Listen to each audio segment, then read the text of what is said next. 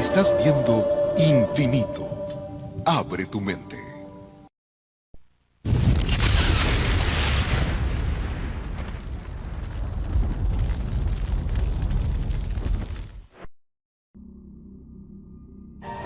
Los Medici, padrinos del Renacimiento.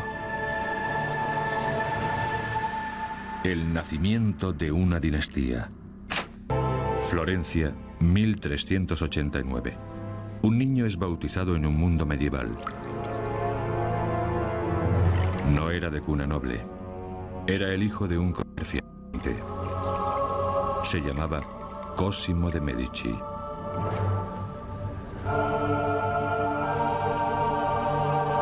Partiendo de orígenes humildes, su familia buscaría poder e influencia. Y no pararía hasta asegurarse el mismísimo papado. El suyo era un mundo en el que el poder tenía un precio.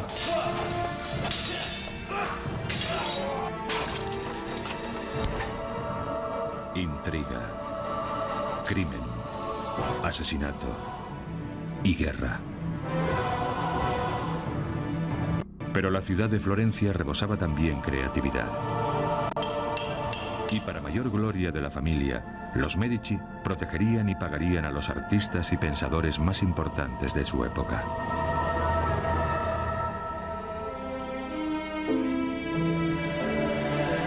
Miguel Ángel, Brunelleschi, Botticelli, Leonardo, Galileo. Una explosión de ideas que haría añicos el mundo medieval y resonaría a lo largo de los siglos en una única palabra: Rinascimento, resurgimiento, renacimiento.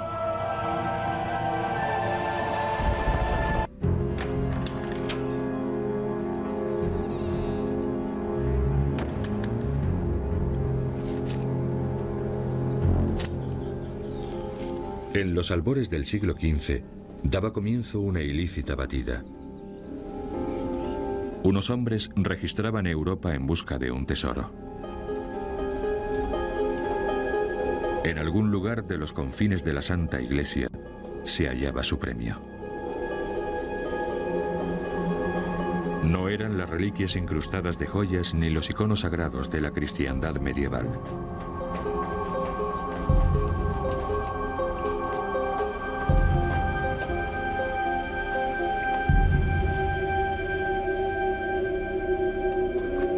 Tampoco buscaban saquear los cuerpos de los muertos, víctimas de la guerra y la peste.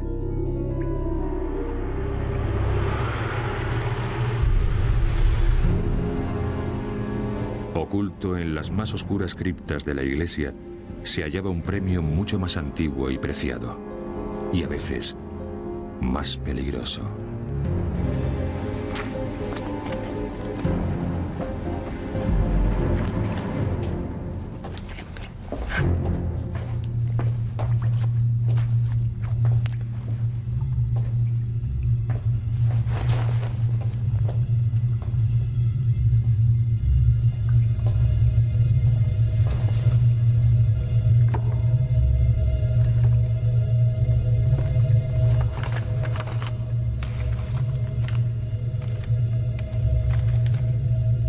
Lo que aquellos hombres perseguían era el conocimiento.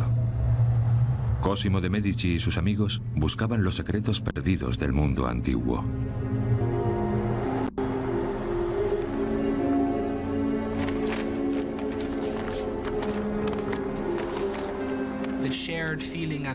Compartían la sensación de la época, que los logros de los clásicos en muchos campos, desde filosofía hasta arquitectura, de retórica a escultura, no se habían superado.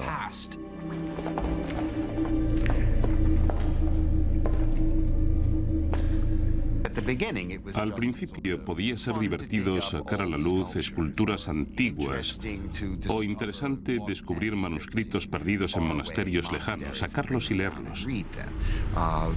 Tardaron mucho en darse cuenta de que representaba una forma de vida totalmente distinta. Se da un cierto entusiasmo por el pasado, pero también es peligroso.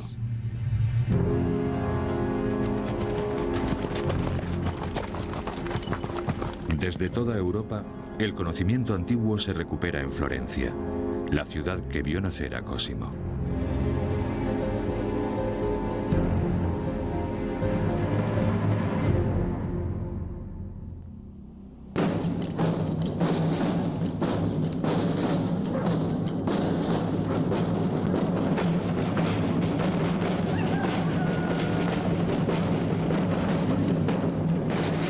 Florencia en el año 1400 era una ciudad que no se parecía a ninguna otra de Europa. Aquel importante centro de comercio en el corazón de la Toscana era una república en la que las familias poderosas se disputaban el control político. Florencia era el no va más. Como bien sabemos, cada época tiene un lugar. A finales del siglo XIX era París. A finales del siglo XX quizá fuera Nueva York. En los siglos XIV y XV era Florencia.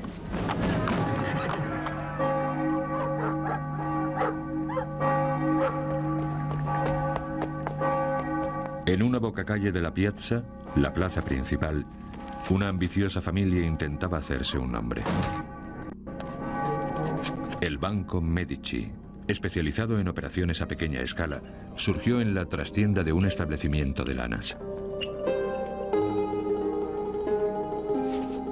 El creciente negocio tenía como director al padre de Cosimo, Giovanni de Medici.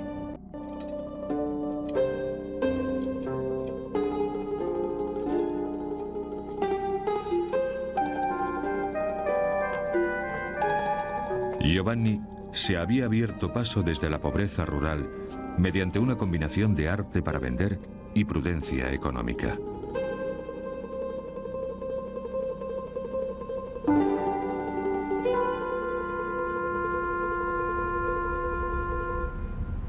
Elegía cuidadosamente a sus clientes. No valoraba solo los beneficios, sino también la lealtad.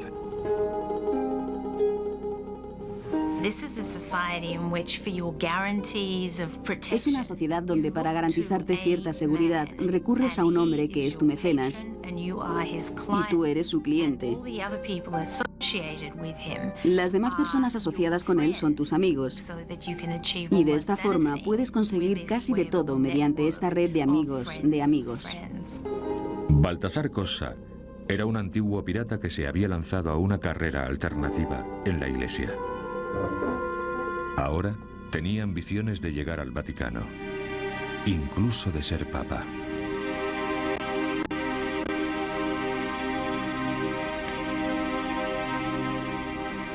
Solo necesitaba financiación.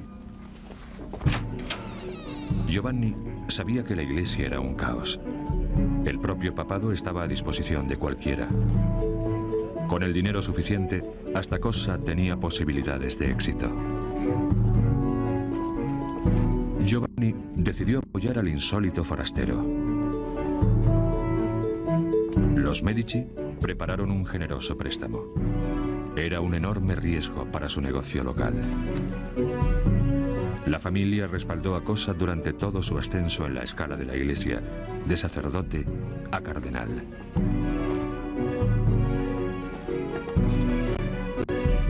Y la apuesta por el pirata dio al final sus frutos. En 1410, Baltasar Cossa fue elegido papa como Juan XXIII. Y lo primero que hizo fue acordarse de sus amigos, los Medici. El nuevo papa necesitaba un banco de confianza. Giovanni y Cosimo controlaban totalmente la cuenta papal. Se les empezó a conocer como los banqueros de Dios. Así es como llamaban a los Medici. Por supuesto, también consiguieron las cuentas de las demás familias florentinas importantes. Lo habían logrado, al fin habían llegado. Con su brusco salto de estatus, los Medici se unieron a un exclusivo grupo de florentinos poderosos. Pero como todas las familias importantes de aquellos tiempos, bajarían la cabeza ante el humillante fracaso de su ciudad. Durante 100 años, una enorme catedral sin terminar ensombrecía Florencia. Los planificadores originales habían sido demasiado ambiciosos, queriendo construir la cúpula más grande del mundo. La catedral, más que cualquier otro edificio de cualquier naturaleza en una ciudad medieval y renacentista, representaba el símbolo de la identidad de la comunidad. Y un proyecto sin terminar era una especie de mutilación. Y sin cúpula no se tiene un edificio sagrado.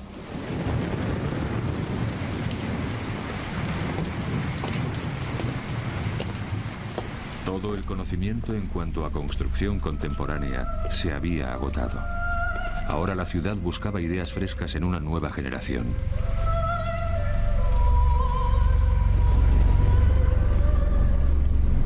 Cosimo de Medici había crecido a la sombra de la catedral.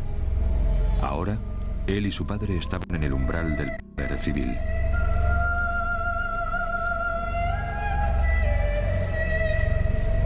Quizá pudieran emplear sus habilidades como empresarios en el mayor problema de la época. Y de paso, conseguir gloria y poder para la familia Medici.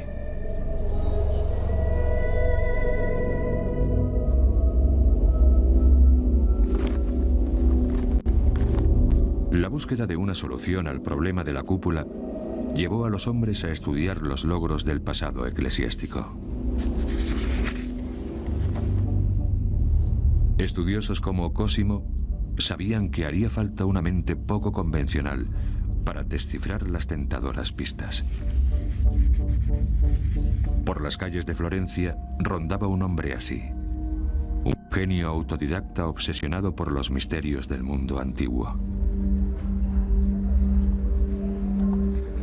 Sus ideas eran difíciles de entender. Su nombre era Filippo Brunelleschi.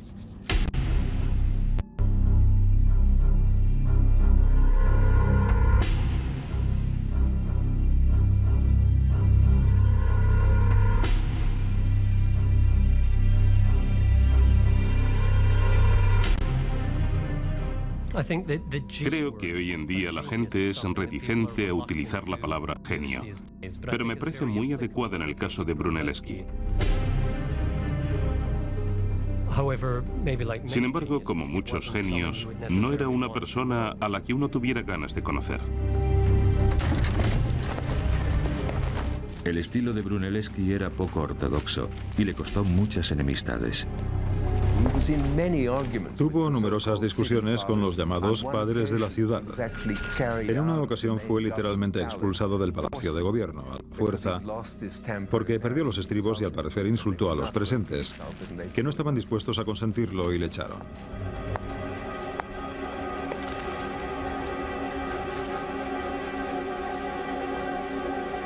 Pero a la familia que había patrocinado a un pirata para llegar a papa, no le amedrentaba el carácter de un arquitecto inconformista.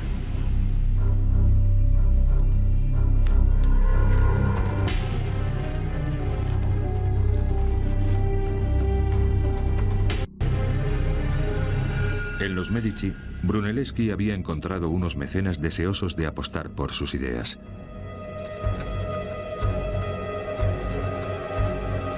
La visión de Brunelleschi resucitaría conceptos olvidados del pasado. Y en 1419, un nuevo orfanato de Florencia se convertía en escaparate de sus ideas y de la ambición de los Medici. Brunelleschi utilizaba los preceptos clásicos de la arquitectura, algo que no se había hecho desde hacía unos 1000 años. Y los florentinos estaban tan asombrados que, según dicen, se concentraban en la obra para molestia de los operarios a ver cómo trabajaban, porque nunca habían visto a nadie construir con ese estilo.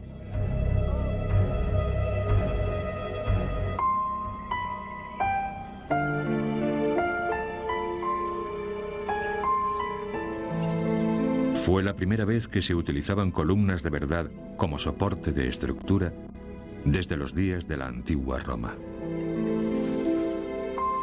De la mente turbulenta de Brunelleschi había surgido una visión de simplicidad clásica.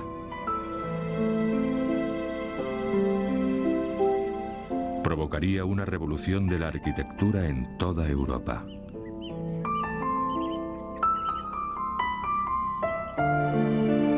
Innovación y ambición iban de la mano. Para los Medici, solo era el principio. Brunelleschi era el arquitecto de la casa, estaban muy unidos. Había una clara concordancia entre lo que Cosimo quería y lo que Brunelleschi podía darle, y se trataba básicamente de recrear una gran ciudad clásica del estilo de Roma.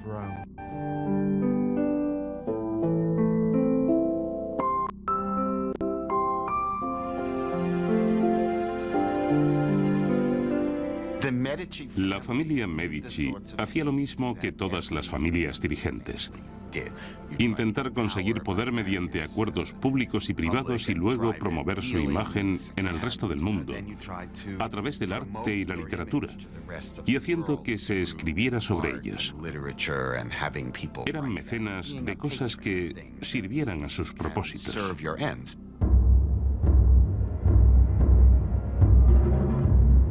Con el respaldo de los Medici, Brunelleschi puso la vista en el problema de la cúpula, el mayor reto de Florencia.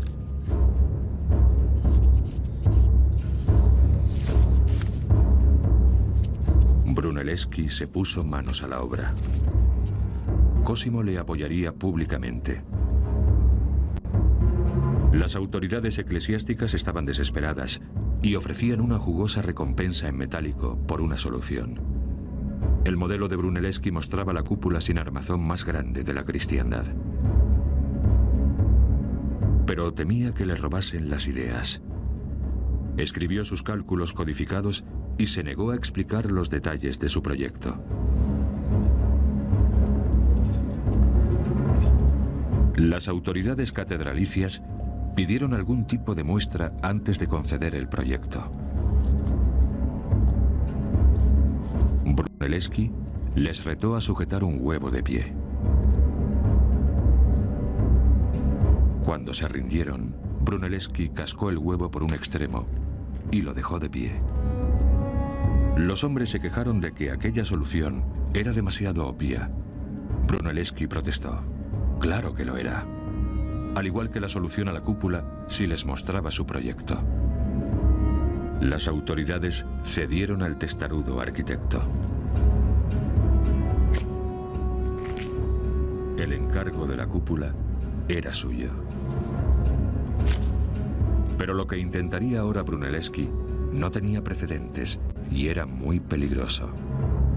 Tendría que reescribir las normas de la arquitectura occidental y no había garantías de éxito.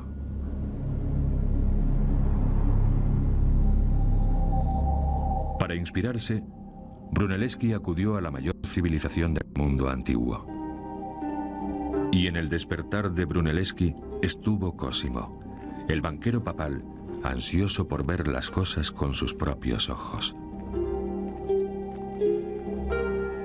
En la antigua Roma, los hombres habían construido maravillas arquitectónicas, edificios como el Panteón, la Casa de los Dioses, la cúpula sin armazón más grande del mundo. Uno de los edificios más fascinantes de la antigua Roma era sin duda el Panteón.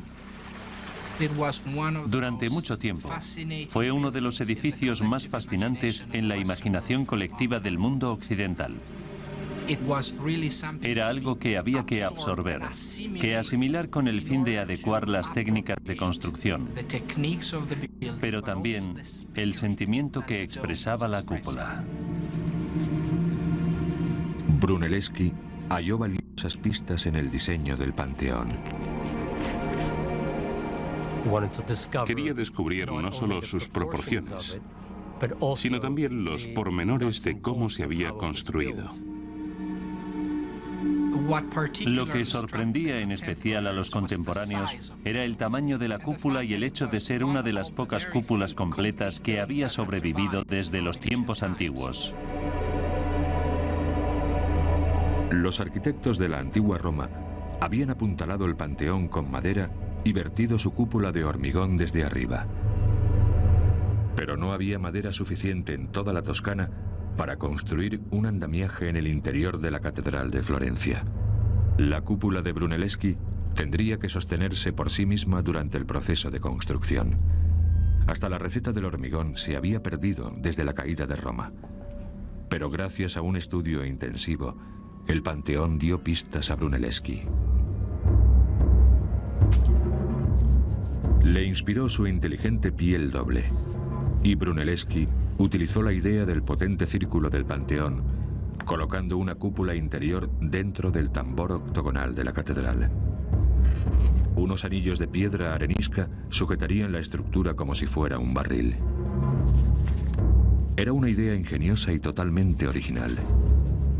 En la práctica, sin embargo, Brunelleschi entraba en territorio inexplorado. Cuando Cosimo volvió a Florencia, ya habían empezado a trabajar en la cúpula.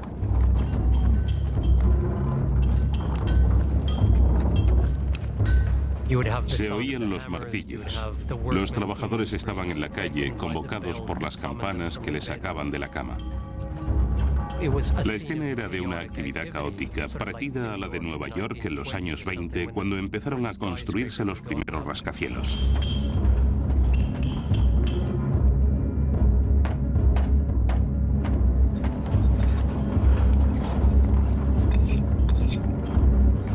Brunelleschi nunca había construido aplicando sus propias ideas. Los trabajadores almorzaban en lo alto de la cúpula, porque si bajaban a mitad del día a comer, cuando quisieran llegar arriba de nuevo estarían agotados por los 350 o 400 peldaños que tenían que subir. Pero también les daba vino, porque era lo que se bebía en Florencia. Era mucho más seguro que el agua.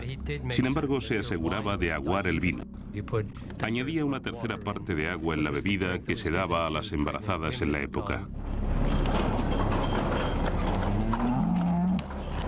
Pero cuando empezaba a levantarse la cúpula de Brunelleschi, la salud del padre de Cosimo empezó a fallar.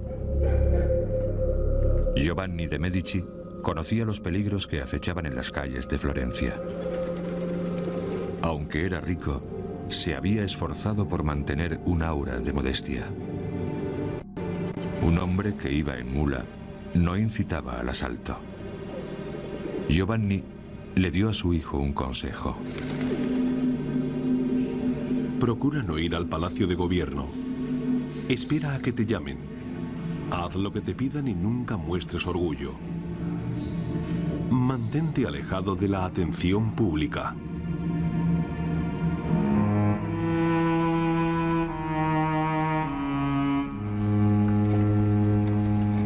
En 1429, Giovanni de Medici murió.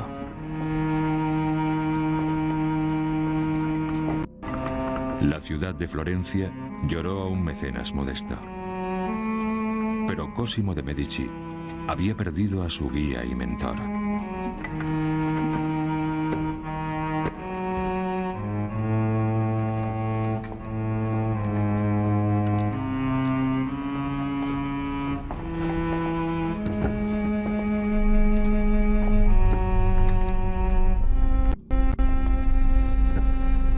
La costumbre local dictaba que el cadáver de Giovanni pasase a través de la pared de su casa. La pared quedaba sellada tras él.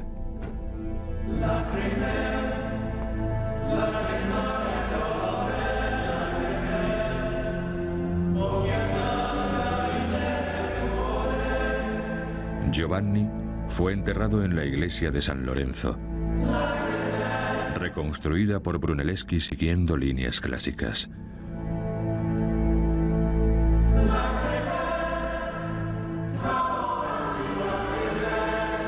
Ahora era un templo espléndido en honor de los Medici.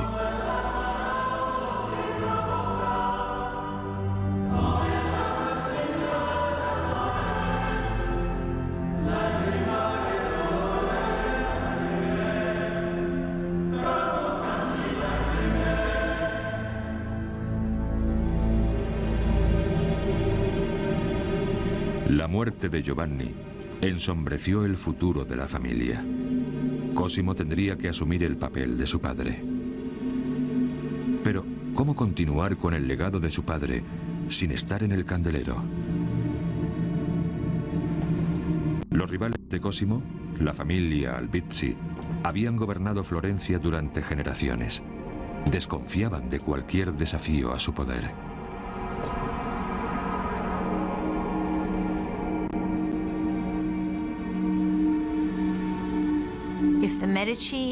Si los Medici y sus seguidores tenían más autoridad, los Albizzi y los suyos tendrían menos autoridad. Ambos grupos no podían ganar. Uno tenía que irse. Una lucha entre familias rivales no solo pondría en peligro el futuro de la dinastía Medici.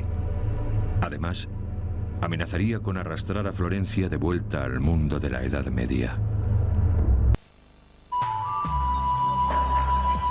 Regresaremos en instantes por Infinito.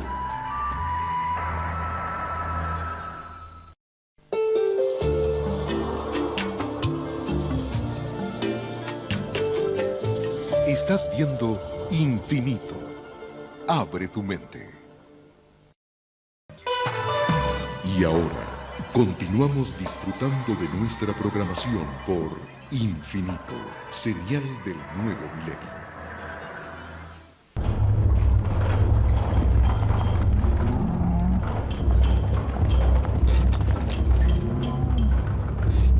Mientras tanto, Brunelleschi también intentaba escapar a las limitaciones de su edad. Brunelleschi no solo era arquitecto, era también ingeniero. Tuvo que resolver problemas logísticos enormes durante la construcción de la cúpula. El mayor de todos fue cómo subir vigas de piedra que pesaban casi 8.000 kilos a 76 metros de altura. Lo que ideó no tenía precedentes en la historia de la ingeniería. Los bueyes tenían mucha fuerza, mucha resistencia, pero eran incapaces de andar marcha atrás más de unos pasos. Lo que ideó Brunelleschi fue una forma de invertir un mecanismo. Así podía levantar una carga a muchos metros sobre el suelo y volver a bajar el gancho. Y los bueyes caminaban en el sentido de las agujas del reloj, o al contrario, según quisiera.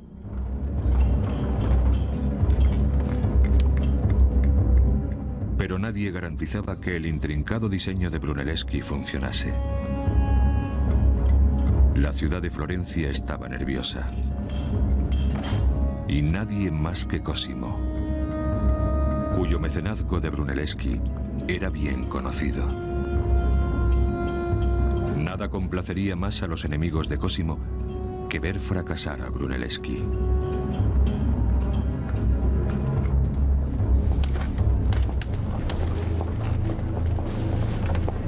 Al aumentar la riqueza y el poder de Cosimo, también lo hizo el rencor de la familia gobernante, los Albizzi. El gobierno de Florencia se les iba de las manos. Consciente del peligro, Cosimo transfirió grandes sumas de dinero fuera de la ciudad y puso a salvo a su familia.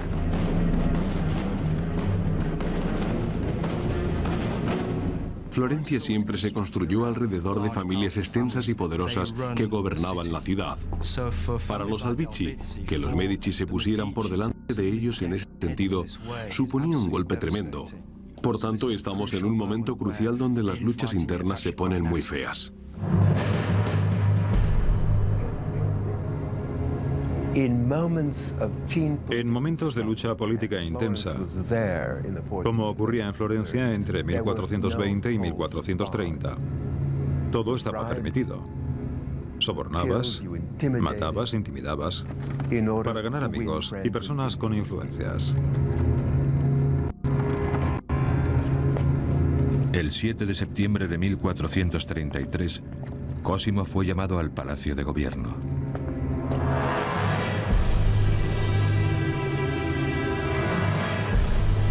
Los Albizzi le estaban esperando.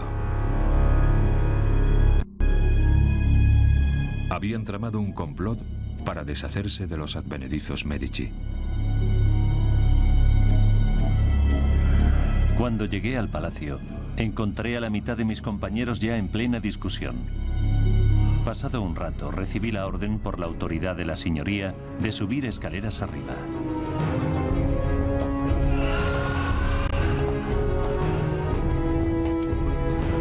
Cosimo corría ahora un grave peligro. Hasta el consigliere de la familia había sido torturado para obtener de él pruebas contra los Medici.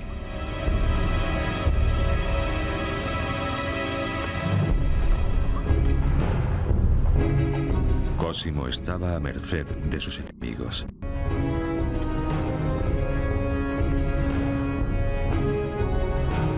Fui conducido por el capitán de la guardia a la celda conocida como la barbería.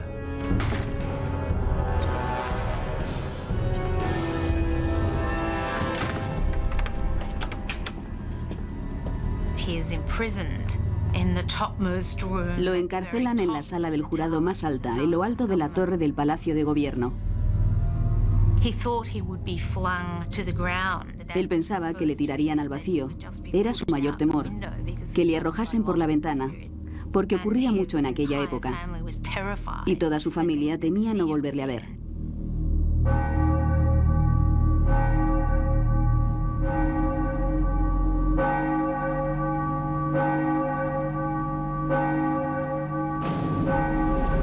Pero en una república, ni siquiera los Albizzi podían decidir el destino de un ciudadano de Florencia. Necesitaban el consentimiento del pueblo. Se convocó un referéndum para decidir el futuro de Cosimo. Los Albizzi contrataron soldados para guardar la piazza. Los amigos de Cosimo fueron literalmente excluidos.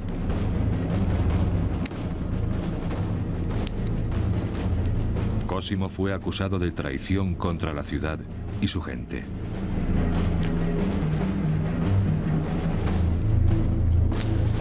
Se sometió a votación.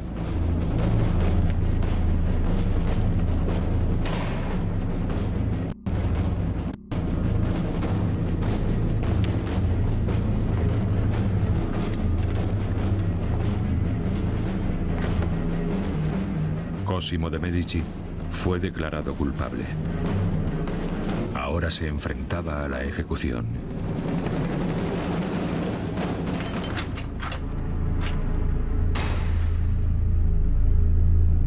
Pero Cosimo tenía amigos hasta en el campo enemigo. Desde su celda, organizó una negociación secreta de su vida. El dinero compró su libertad. Posiblemente la razón de conservar la vida fuese que, como dice en sus memorias, pagó a sus carceleros un importante soborno por dejarle en libertad. Tenían poca voluntad. Podrían haber pedido 10.000 o más por mi seguridad.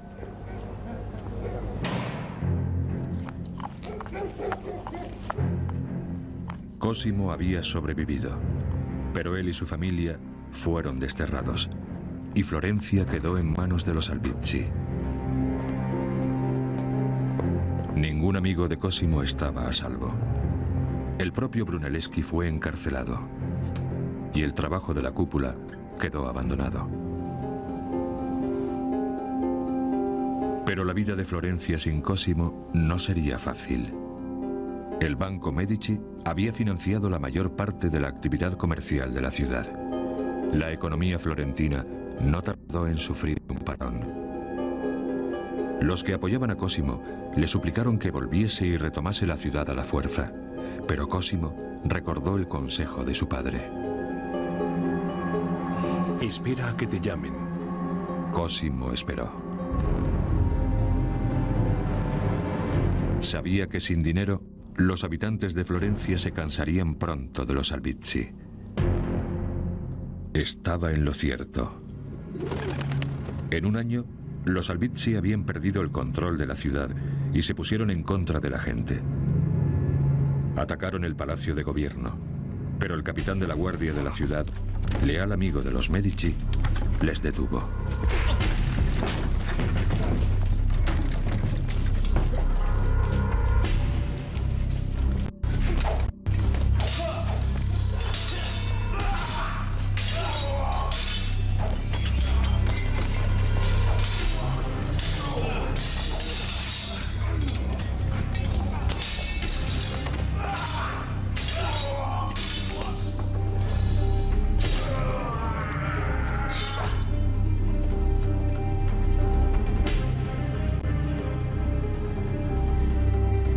Cosimo tenía aún más amigos poderosos. Llegaron a Florencia representantes del Papa. Esta vez, los Albizzi habían ido demasiado lejos. El exilio de Cosimo llegaba a su fin.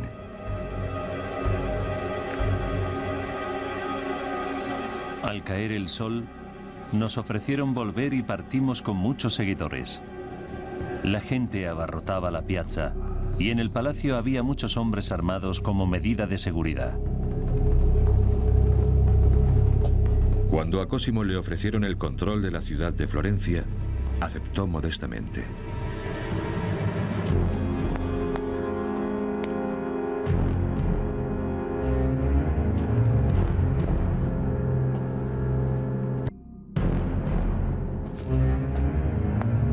La venganza sobre los Albizzi fue selectiva, pero severa. Cosimo prefirió gestos claros y sencillos. Una cara marcada era distintivo de humillación pública. Una amenaza pública a todos los oponentes. Los Medici volvían a los negocios. Un amigo describió el nuevo poder de Cosimo. Las cuestiones políticas eran resueltas en su casa. El hombre que él elige ocupa un cargo. Él decide la paz y la guerra y controla las leyes. Solo le falta el nombre para ser el rey.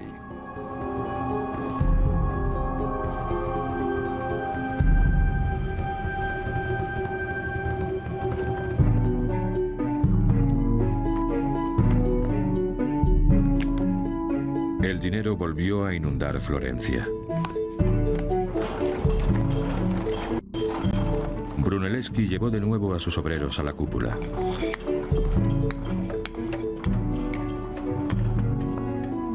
Y el Banco Medici siguió creciendo. Fue básicamente con Cosimo cuando el banco se expandió partiendo de su sólida y potente base. El dinero se diversificó hacia el exterior. Se abrieron sucursales en Barcelona, en Brujas, en El Cairo. En nombre de la Iglesia, el Banco Medici recogía el dinero de todas las iglesias de Europa. Ninguna quedaba exenta. Y los agentes de Cosimo amenazaban con la excomunión a todo el que se retrasase en el pago. El propio Papa abrió una gran línea de crédito con los Medici, suficiente para comprar 10 palacios. El Banco Medici era ahora el negocio más provechoso de Europa. Pero la riqueza nunca había sido suficiente para Cosimo. Con su gusto por el arte y buen ojo para el talento, empezó a hacer encargos a los mejores artistas de su época. La estrategia que desarrolló Cosimo consistía en gastar el dinero de forma que se transformase en prestigio y poder.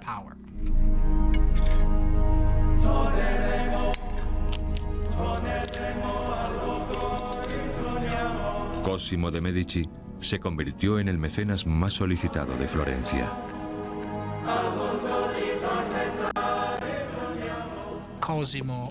Cosimo gastó 600.000 florines de oro en mecenazgo, lo que supone 6 veces los ingresos totales del Estado en un año. El mecenazgo es magnífico para la producción de arte, pero totalmente irracional desde un punto de vista económico. El mecenazgo es una estrategia política.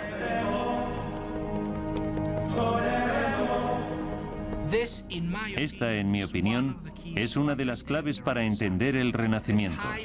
La fuerte competencia política expresada mediante el mecenazgo en una ciudad con semejante potencial artístico dio origen a un mercado de arte sin comparación en cualquier otro lugar de Italia en la época.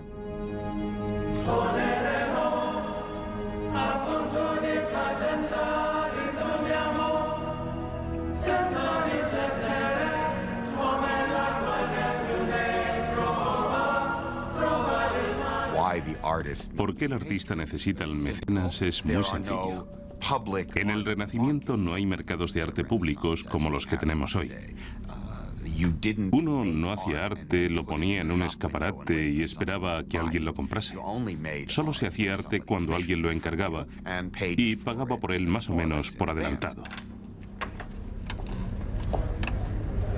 Pero a veces, como descubrió Cosimo, el pago por sí solo no aseguraba resultados. Tuvo problemas en concreto con el monje díscolo y artista Filippo Lippi.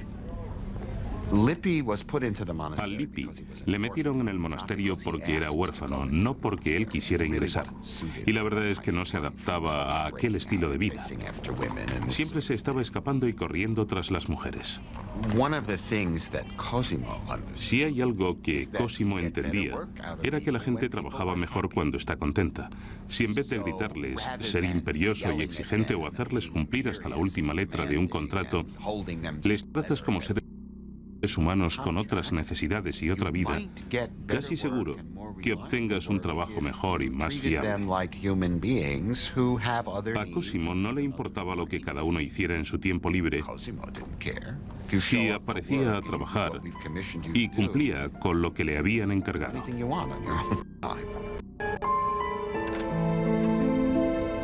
Cosimo toleraba a sus caprichosos artistas por su talento. Y sus talentos eran ampliamente reconocidos.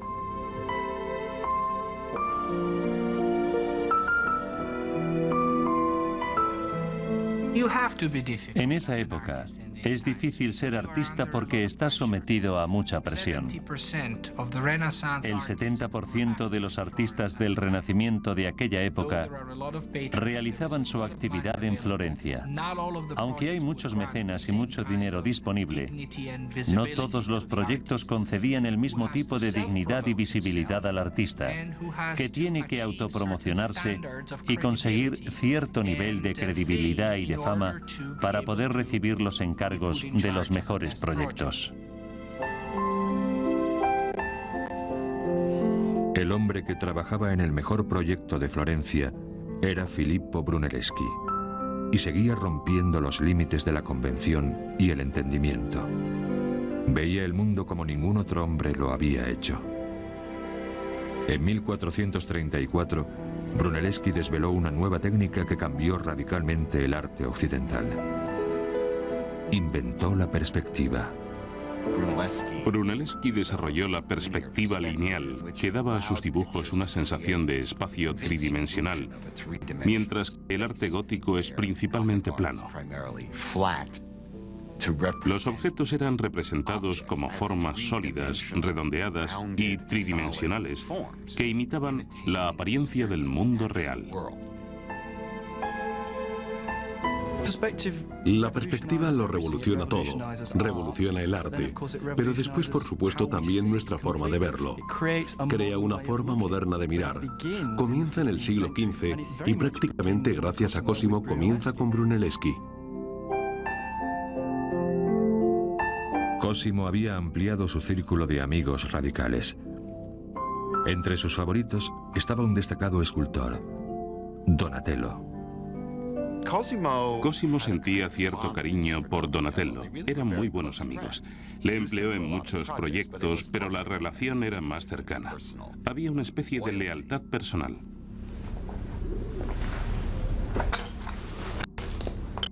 Pero el talento de Donatello tenía un precio: su carácter violento. Era famoso por destrozar sus creaciones antes de vendérselas a quien no las supiera apreciar. En ocasiones, Donatello sufría desaires de otras personas o recibía comentarios sarcásticos.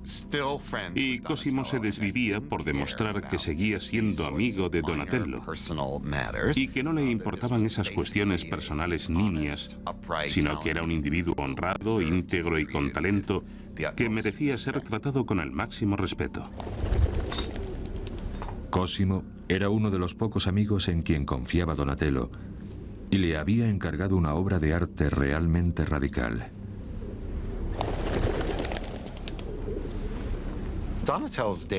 El David de Donatello fue una de las obras de arte más revolucionarias del siglo XV, porque fue la primera vez desde los antiguos romanos que alguien intentaba hacer una escultura sin apoyos, en bronce, de un hombre desnudo.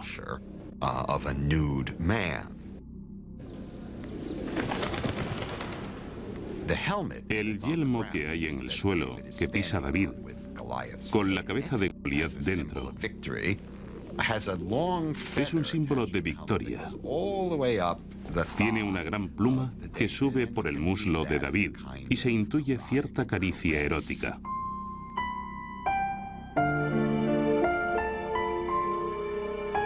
Un arte tan sensual no fue visto con buenos ojos por muchos florentinos.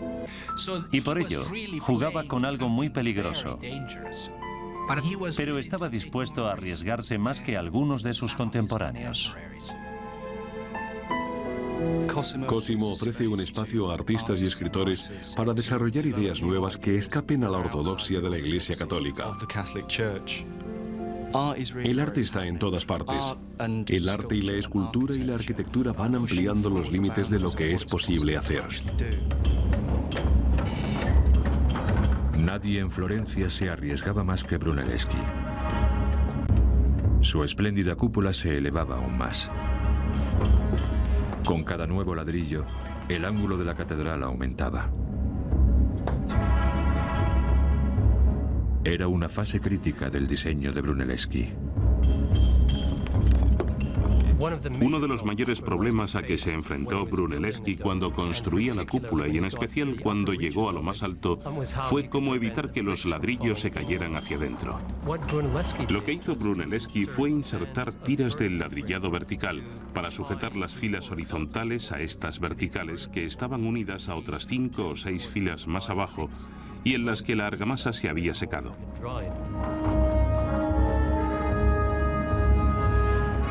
El enladrillado en espiga de Brunelleschi no se había probado antes. El mínimo fallo de cálculo podía acabar en un estruendoso fracaso.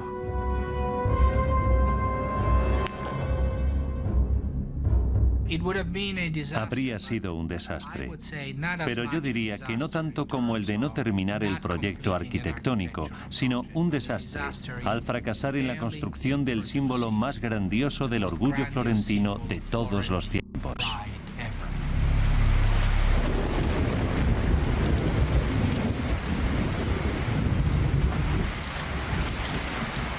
Desde sus mecenas a sus obreros, todos miraban con incredulidad.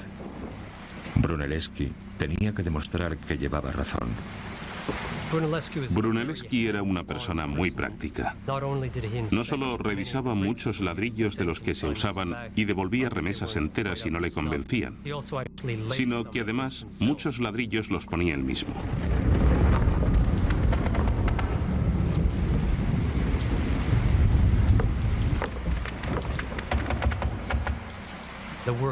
Los obreros no estaban nada seguros de que fuera una posición viable el ponerlos en una bóveda interior curva. Así que él mismo subió y predicó con el ejemplo.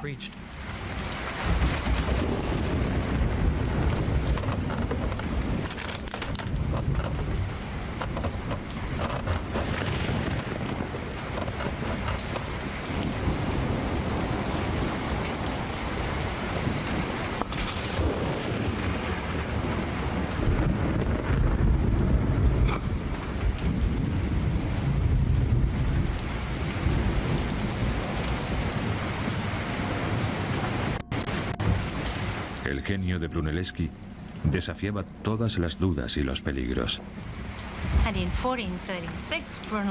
Y en 1436, Brunelleschi, que en ningún momento perdió la fe en que podía construir aquella cúpula sin ayudarse de un andamio u otro soporte visible, hizo realidad, como escribe en un poemilla, el milagro.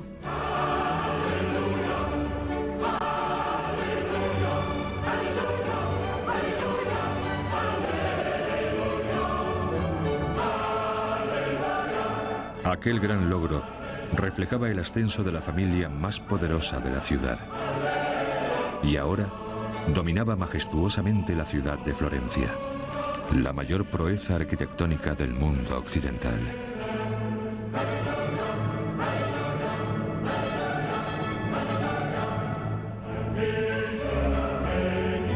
Cosimo disfrutaba de la gloria reflejada en la cúpula e invitó al mismísimo Papa a que la consagrase.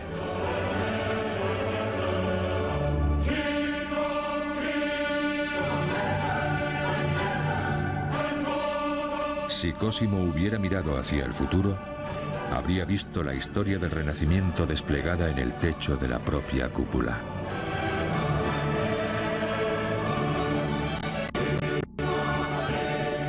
Con un peso de 37.000 toneladas y con más de 4 millones de ladrillos utilizados, la cúpula de Brunelleschi era prueba de que el hombre podía conquistar lo aparentemente imposible.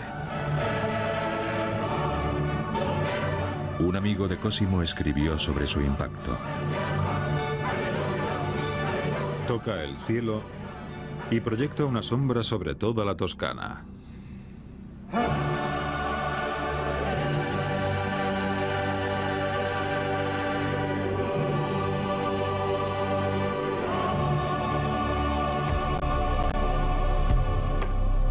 Cosimo no tardó en sacar provecho del triunfo. Organizó un deslumbrante espectáculo internacional, el Consejo de Florencia. Sería una exhibición mundial de la espléndida nueva cúpula y una celebración del arte y la cultura florentinos que habían florecido gracias a Cosimo de Medici. El Consejo reunió a la mayor mezcla de pensadores, artistas, comerciantes y hombres de la Iglesia que había visto el mundo. Pronto se difundió la noticia del nacimiento de una nueva Roma a orillas del río Arno. En las calles y las plazas, culturas orientales y occidentales se daban la mano. Y financiándolo todo estaba Cosimo de Medici. Lo más interesante que hace es pagar todos los gastos de viaje de toda la gente de lugares exóticos como India y Etiopía. Se envían mensajeros para convocar a personas de esas tierras tan lejanas que son literalmente míticas para los florentinos. Son personajes de leyenda. Los invitados de Cosimo contemplaban maravillados la explosión de arte y cultura a la sombra de la cúpula de Brunelleschi. Cosimo estaba contentísimo. Organizó charlas públicas sobre Platón. Era lo mejor que se podía hacer y también le daba un gran prestigio político. Fue la culminación de todo lo que siempre había querido.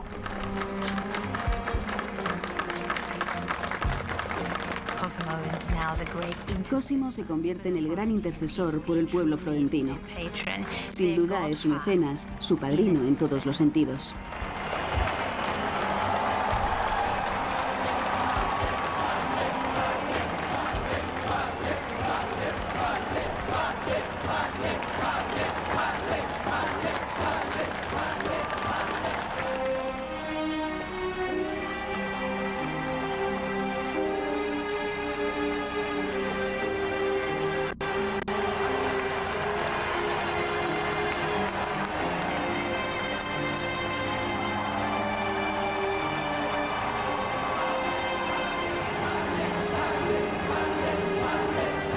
Cosimo había supervisado el triunfo de su ciudad. Pero en el fondo, el padrino de Florencia seguía siendo un hombre prudente. Conozco a mis conciudadanos. Antes de 50 años nos habrán expulsado, pero mis edificios permanecerán.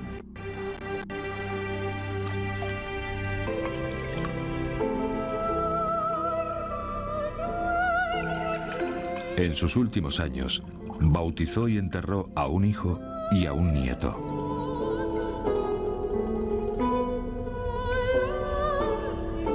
A la muerte de Cosimo, en 1464, la ciudad de Florencia le declaró Pater Patriae, padre de la patria. Pero, ¿quién quedó para encabezar a los Medici? ¿Quién rellenaría el hueco dejado por el padrino del Renacimiento?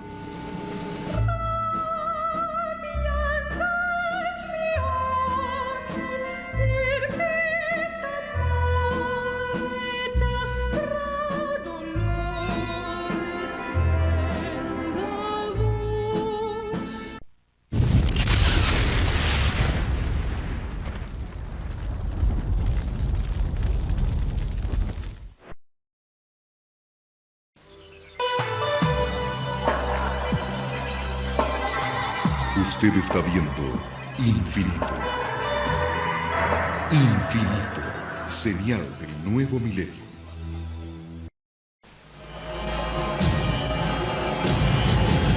Cada minuto, de cada hora, de cada día, ocurren eventos inexplicables. Incidentes, fenómenos, encuentros, ritos, experimentos. Cada día, cada hora, cada minuto, cada 60 segundos, se revela una vida llena de misterios. Ahora un canal trata de dar luz a todo. Un canal que indaga los misterios del universo. Un canal que se aventura en territorios desconocidos. Un canal que explora las preguntas que definen nuestra existencia. ¿Estamos solos en el universo? ¿Existe la vida después de la muerte? ¿Quién construyó las pirámides? ¿Se puede predecir el futuro? ¿Podemos mover objetos con nuestra mente? ¿Existe el infierno? ¿Se acabará el mundo en el año 2000? ¿Es la historia una gran mentira? Para cada pregunta hay una respuesta, pero ¿hasta dónde estamos dispuestos a llegar para encontrar la verdad? Desde Machu Picchu al Chupacabra, desde los aztecas al Zodíaco, desde los extraterrestres a los ángeles. Esto es Infinito, un viaje hacia lo desconocido, una exploración de lo inexplicable. Ningún lugar es muy remoto, ninguna pregunta muy extraña, ningún misterio está fuera de nuestros límites. Escuche lo inesperado, descubra lo oculto, experimente lo desconocido. Infinito, señal del nuevo milenio.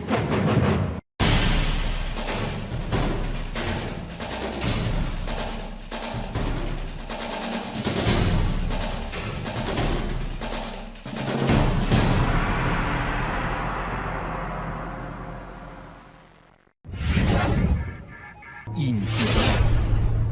Abre tu mente.